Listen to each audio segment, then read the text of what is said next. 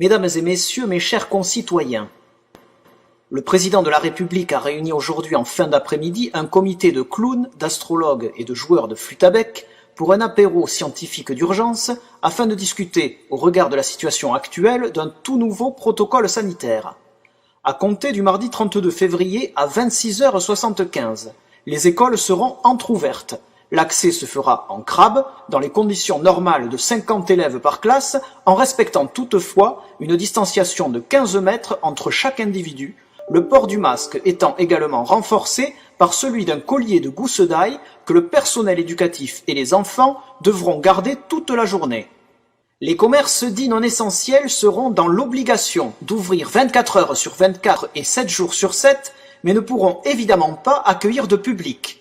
Concernant les activités extrascolaires, les sports de balle ne dépassant pas la taille d'une pastèque resteront praticables à la condition de ne jamais entrer en contact avec le ballon.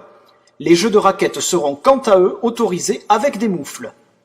Pour les personnes en télétravail, ils pourront continuer à se rendre au bureau entre 5h12 et 5h14 du matin en montgolfière ou à dos d'âne.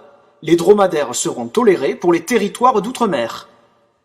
Les natifs du signe astrologique Bélier, Balance et Taureau pourront effectuer leurs achats de première nécessité s'ils se rendent au supermarché munis d'une tongue au pied gauche uniquement en pas chassé ou en roulade pour les Sagittaires.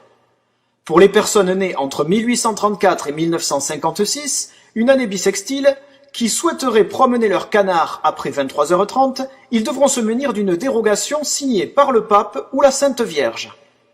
Par ailleurs, dans un souci d'apaisement, la chanson de Serge Lama « Je suis malade » sera retirée des programmations radiophoniques et des plateformes de téléchargement. Les fans du chanteur seront, quant à eux, placés immédiatement en garde à vue, et ce jusqu'à nouvel ordre.